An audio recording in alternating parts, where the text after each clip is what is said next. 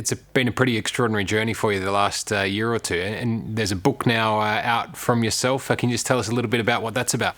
Yeah, the book is about explaining what happened when we made the vaccine, when we tested the vaccine, how we are able to go more quickly than usual. And it came about because my colleague Kath Green, who I wrote the book with, had a conversation when she was on holiday at a campsite, and she was talking to somebody who was expressing concern about the way the vaccine had been made very quickly, didn't trust it.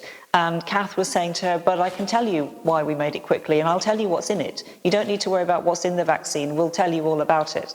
And so what we wanted to do by writing the book was explain the whole story, to explain the work we've done before that all of this rests on. It's not something that we just cooked up in January 2020. We followed all the normal procedures, nothing was missed out. And we talk about things like risk-benefit analysis and how we use those in our everyday lives. Every time we get in a car, we're taking a risk, but we get in the car because of the benefits it brings us. And so the book is about explaining how this could be possible, what's in the vaccine, and what it was like to work on making the vaccine and get it tested and then licensed and made available for use. Has it sunk in for you yet, the magnitude of what you've achieved?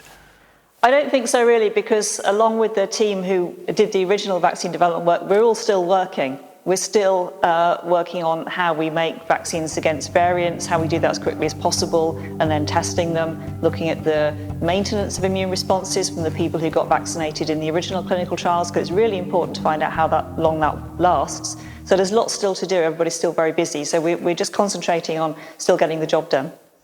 Just on a personal note, do you get home at night and think, I feel like we're getting somewhere? Yeah, I feel like we are getting somewhere. I think we've still got more to do. We've got to be better prepared for the next time. And one really important thing is that the lessons that we learnt in 2020 and the first half of 2021 are not forgotten, because there are things that would have gone better if we'd been better prepared. And we know that now. And we need to make absolutely sure that we learn all of that and put it in place for the next time, because unfortunately there is going to be a next time. So there's no sort of mission accomplished sign. Just tell us what your work now focuses on. The work is on looking at safety aspects of the vaccine. You'll be aware that there were some very rare adverse events, so rare that we didn't pick them up in clinical trials, that we have to take into consideration when thinking about the use of the vaccine. We're trying to understand exactly why it is that happens to a very small number of people. Difficult to do because it is so rare, but a real focus of activity now, making sure that we can understand that. What's been the best day for you this year?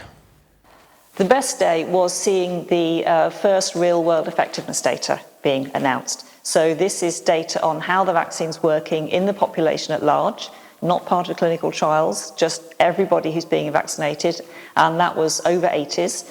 And we got the news, I think it was in February, that 80% of people over the age of 80 years were being kept out of hospital even after a single dose of this vaccine. So that was really great. Real world effectiveness data in the most vulnerable part of population, even after a single dose, working really well. That was a great day. Do you pour yourself a glass of bubbles or something to toast that one? Well, there hasn't been a lot of celebration because we're all still working under social distancing. We're still waiting for our big party. When we had the results announced, we had a kind of very small socially distanced party, and it didn't really do the trick. So I think we're going to wait until we can properly lift the restrictions, we hope, later in the summer, and have a big party for the team. So looking forward to that. Hello, I'm Tom Steinfort. Thanks for watching 60 Minutes Australia. Subscribe to our channel now for brand new stories and exclusive clips every week. And don't miss out on our extra minutes segments and full episodes of 60 Minutes on 9now.com.au, as well as the 9Now app.